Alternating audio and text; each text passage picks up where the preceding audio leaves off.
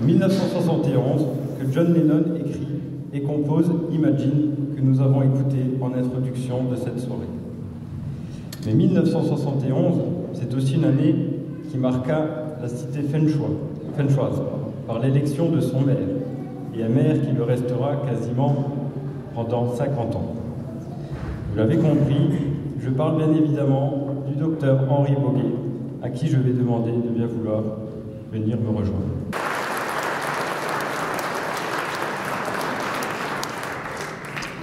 Et là encore, la crise sanitaire nous aura une nouvelle fois contraints de reporter cette cérémonie tant attendue pour nous, certainement moins pour vous, connaissant votre avis sur le sujet. Vous ne courez pas derrière les médailles, les distinctions et les cérémonies de mise à l'honneur. Ceux qui sont présents ce soir ici pourront le confirmer, ils le savent très bien. Vous avez toujours préféré la discrétion et l'efficacité plutôt que les grands discours et les séances de caressothérapie. Alors il nous a fallu insister, mais aujourd'hui nous y sommes, entourés de vos proches et de vos amis. L'honorariat aurait pu vous être décerné quasiment 3 fois.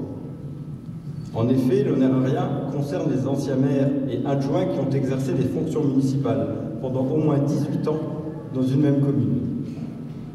J'ai adressé cette demande au préfet de Moselle au lendemain des élections municipales. Une demande que j'ai portée avec beaucoup d'enthousiasme et de conviction au vu de votre parcours et pour vos 49 années passées aux commandes de notre mairie et au service de ses habitants. Il me revient alors aujourd'hui la très agréable mission de vous remettre officiellement le diplôme et l'écharpe de maire honoraire. L'écharpe tricolore fait partie de notre patrimoine culturel et politique, et je sais à quel point vous y êtes attaché, comme vous l'êtes au drapeau national. L'honorariat se définit de la façon suivante. C'est une distinction honorifique de la nation à l'égard de ceux qui ont donné le meilleur d'eux-mêmes au service de leurs concitoyens dans un esprit de civisme et d'altruisme. Cette formule résume, je crois, on ne peut mieux les qualités qui jalonnent votre parcours. Un parcours dont je vais d'ailleurs m'attacher à rappeler les principales étapes. Vous avez été élu conseiller municipal le 14 mars 1971, puis maire le 27 mars 1971. Vous aviez alors à peine 30 ans, et ce jusqu'au 24 mai 2020. Élu sans discontinuité et sans appel dans une cité ouvrière, majoritairement à gauche, vous n'avez jamais renié vos convictions gaullistes.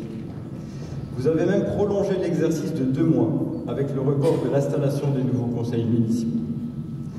Vous êtes resté maire contre votre volonté, mais vous avez assumé cette mission avec le sens du devoir que cela imposait et qui vous caractérise.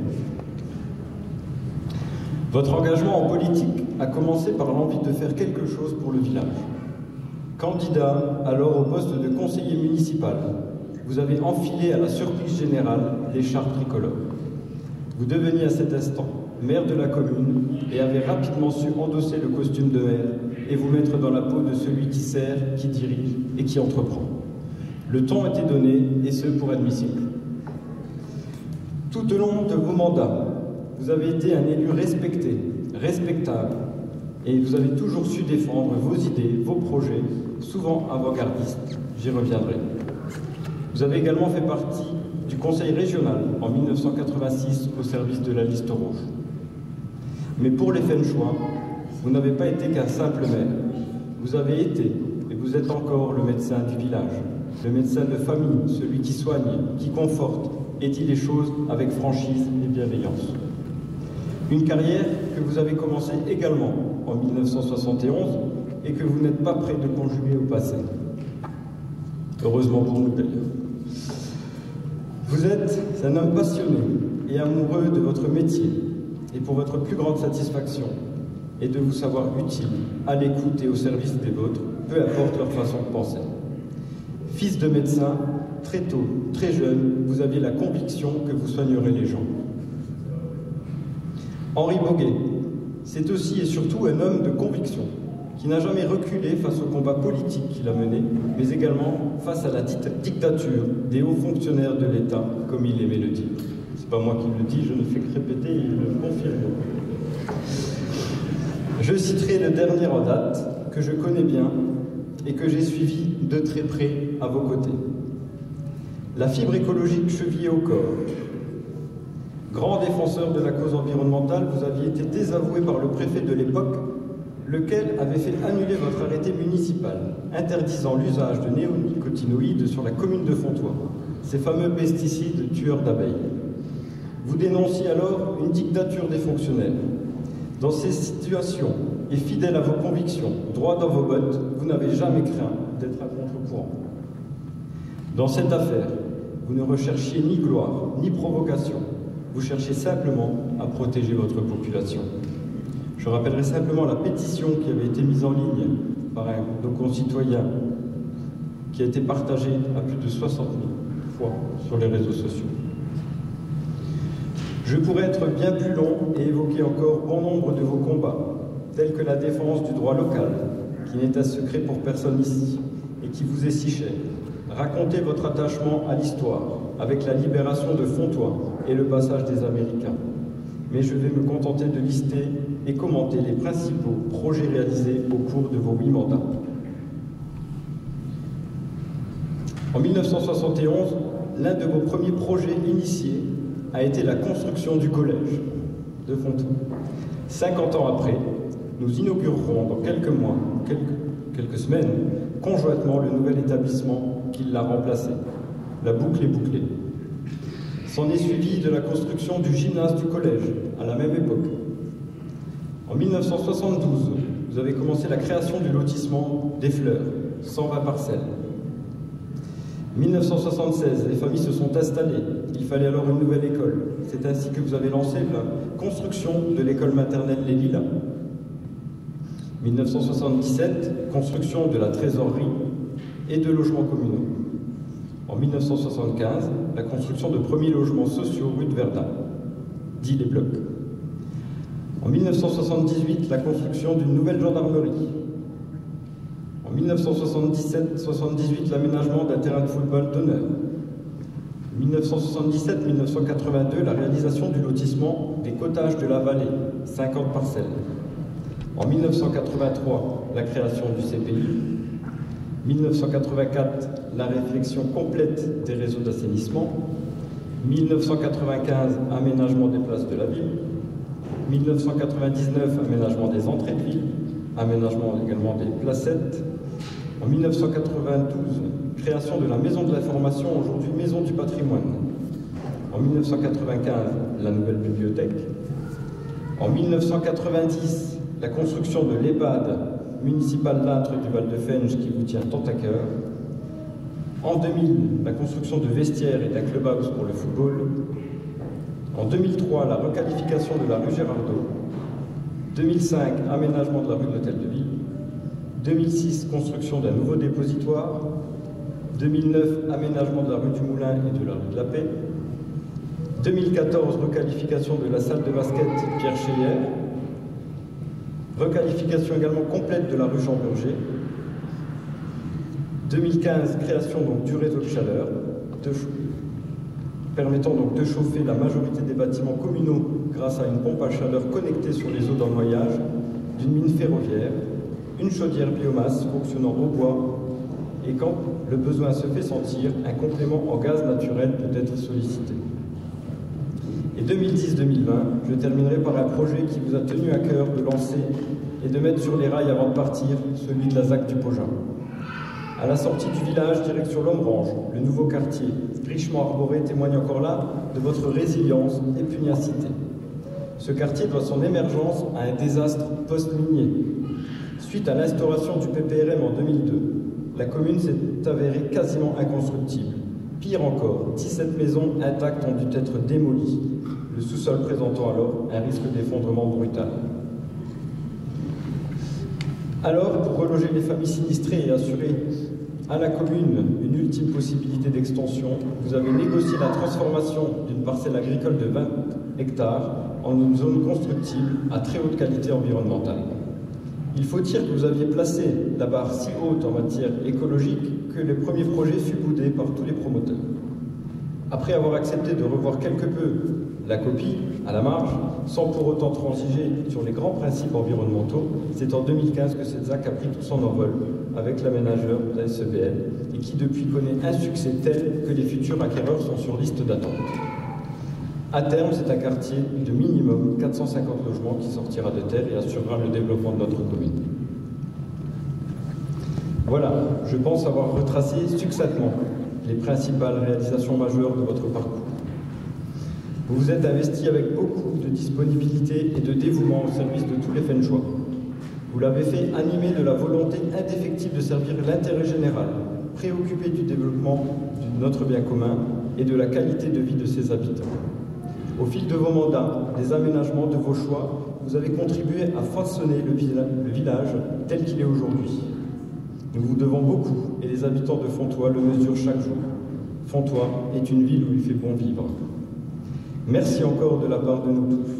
Merci également à toutes vos équipes successives qui vous ont accompagné dans votre gestion.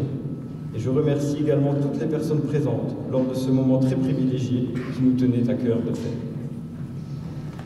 Avant de clôturer, j'ai un message à vous livrer de la part d'un de vos fidèles compagnons de route, un ami et conseiller qui n'a pas pu être présent ce soir et qui le regrette très fortement.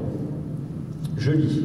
Je vous présente mes félicitations pour votre nomination d'honorariat au titre de maire honoraire.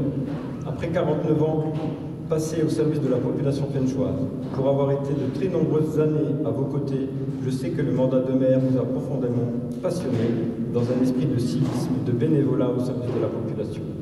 Je regrette profondément de ne pas être présent ce soir pour des raisons familiales et vous renouvelle toutes mes félicitations, Monsieur Louis Sèvres. Voilà. Merci pour votre attention. Je vais vous remettre le diplôme de maire honoraire donc pour votre mandat du 27 mars 1971 au 24 mai 2020.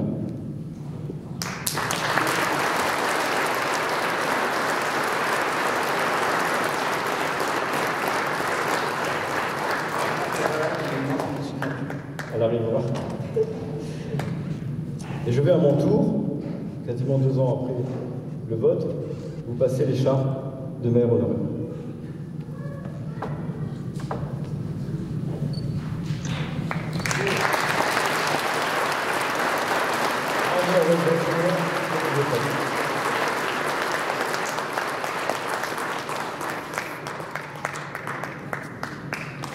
Encore un dernier présent. Il va nous dire que c'est trop, je le sais. On tenait également à vous remettre la médaille donc, de la République française à l'effigie de la ville de Fontoy toute la durée de vos mandats.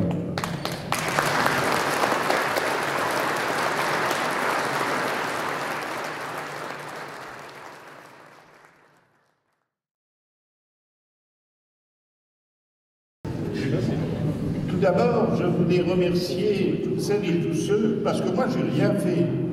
Je n'ai rien fait au cours de ces 49 ans. Je ne fais qu'exécuter ce que le conseil municipal a fait. On m'a traité de dictateur. J'ai peut-être été dictateur à certains moments, mais j'étais un dictateur démocratiquement élu. Je n'étais pas un dictateur comme certains, comme nous les voyons aujourd'hui à droite et à gauche. Je tiens à remercier toutes celles et tous ceux qui m'ont côtoyé et qui m'ont aidé au cours des 9 mandats que nous avons faits. Ils sont totalement associés à cette soirée et surtout aux paroles aimables qui ont été adressées à mon égard. Mesdames et messieurs, si vous êtes présents, soyez assurés de la sincérité de mes propos. Je tiens à remercier surtout le personnel communal. Et en premier lieu, le secrétaire général, appelé pompeusement directeur général des services. Il est là-bas au fond. Il a été à mes côtés durant 40 ans. Je tiens également à remercier toutes celles et tous ceux qui m'ont donné l'occasion de faire ces 9 mandats, c'est-à-dire les électeurs. J'ai quitté la mairie confiant parce que je savais que j'allais passer la main à une équipe en qui j'avais entière confiance. J'ai quitté la mairie parce que, compte tenu de mon âge, il était temps de passer la main. Et je tiens à dire ici publiquement que ce soir, c'est la dernière fois que je prends la parole en public, que Mathieu sera tranquille s'il est encore maire le jour où il disparaîtrait, il n'aura pas de raison funèbre à faire, il l'a fait ce soir.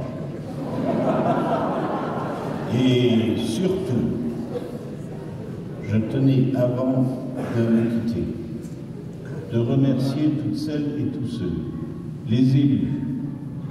Nous nous sommes parfois affrontés, n'est-ce pas, Monsieur le Président de la communauté d'Aglo? Nous avons travaillé dans l'intérêt général. Et surtout, n'oubliez pas qu'après nous, il y a quelqu'un qui doit continuer. Et ça oblige à faire un effort pour les jeunes, à condition que demain, ils aient les moyens d'être des responsables comme nous l'avons été. Mesdames et messieurs, merci de m'avoir écouté. Mais surtout, je voulais vous dire combien vous m'avez donné satisfaction le soir de chaque élection. Et c'est les soirs des élections, quand je rentrais chez moi, je me disais maintenant, toutes les promesses, il va falloir les réaliser. Alors n'oubliez pas comme pasqualiser les promesses n'engagent tous ceux qui les reçoivent, mais comme je vous le dis, les promesses doivent être satisfaites. Mesdames et messieurs, merci de votre attention et bonne soirée à toute la